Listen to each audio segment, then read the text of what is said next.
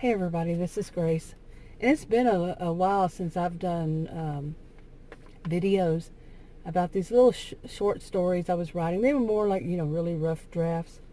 And I can't even for certain remember the names of the characters I gave. So this is going to be even rougher.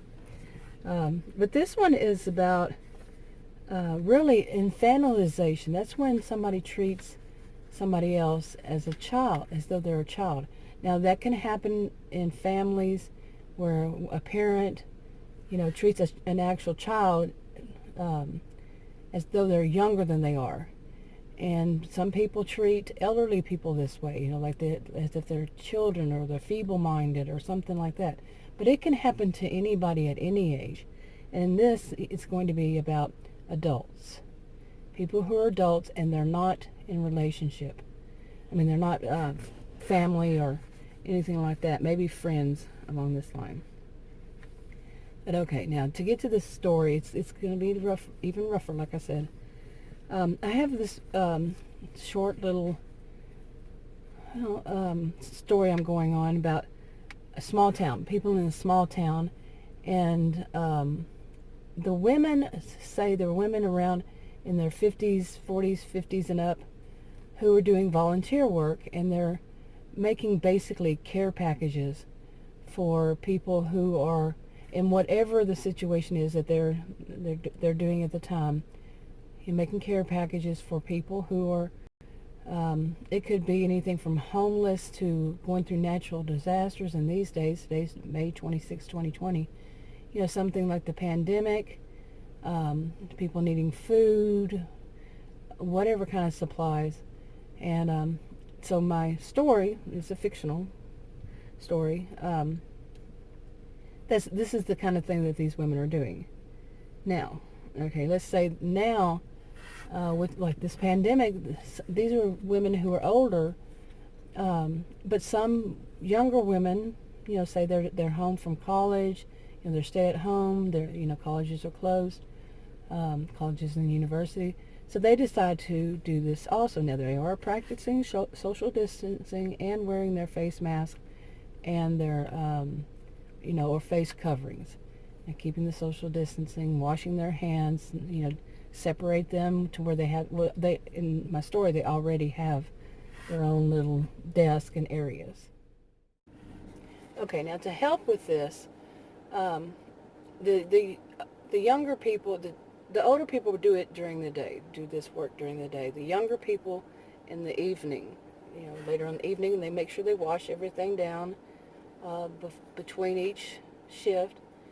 And now, okay, so you see they're practicing, they're being safe as they can. Now, I wrote these notes a while back and I haven't gotten to it, so I'm looking at these notes. Now, here's the story. The part of the story was about this woman. I think I gave her the nickname, the pseudonym, Dee Dee. Okay, she is this narcissistic, histrionic woman, blend of behaviors, not a diagnosis, but blend of behaviors. And she is way out there. She's in her 50s, and she's just way out there. She has her little groupies. Some call them narcissistic flying monkeys. Think Wizard of Oz. And, and then the other people, they just, they don't bother with it. Okay, they keep their distance from this woman because she is, she comes in, she's dressed loud, she talks loud, she laughs loud, everything about her is loud, and she wants that attention. She's, so much an attention seeker. She wears a lot of bling, and she comes in every time, she tries to be like the last person there, so she can make a grand entrance and tell everybody, she talks loud, everybody, what is the new news she heard today, or whatever, and she speaks as though she's an expert on it, and she's not. She's often giving misinformation, and people have called her on it, the other side. Let's say there's two sides.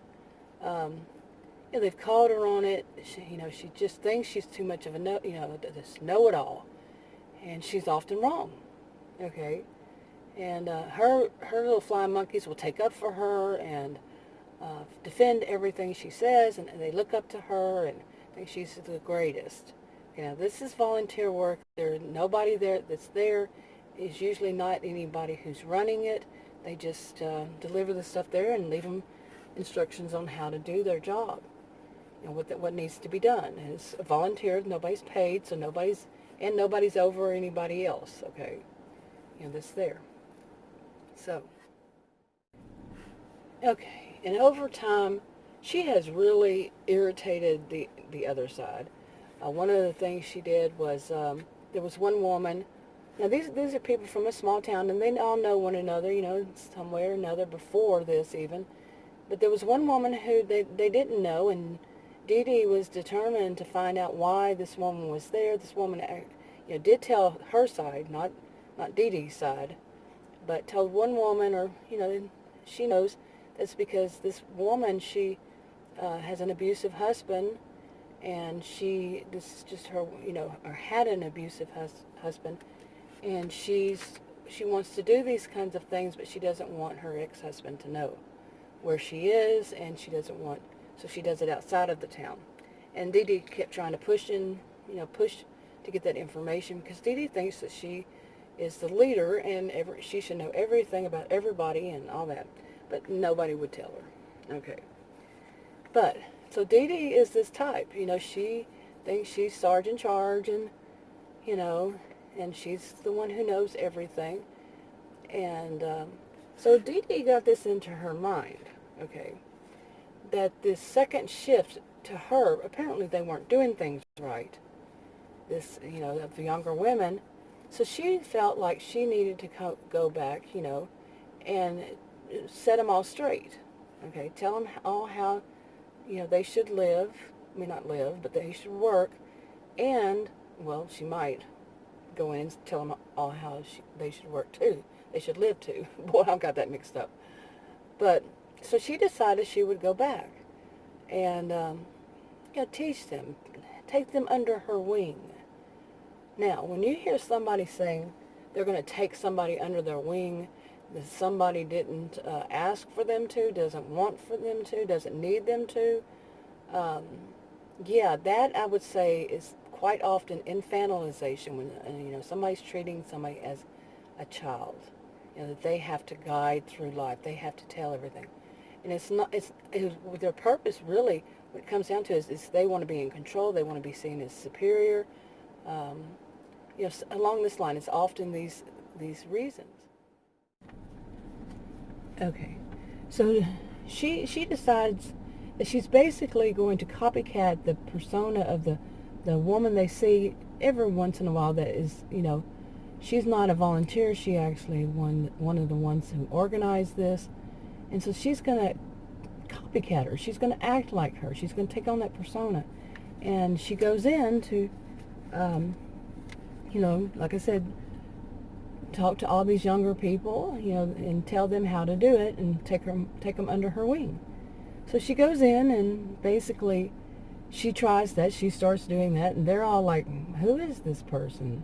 They ask her, and she tells them, but she doesn't, go deep into it. Okay, deep enough to let them know that she's nobody. She's just like all the rest of them. She's nobody on top, nobody higher level than all the rest of them. She just leaves that out conveniently, and she tries to tell him.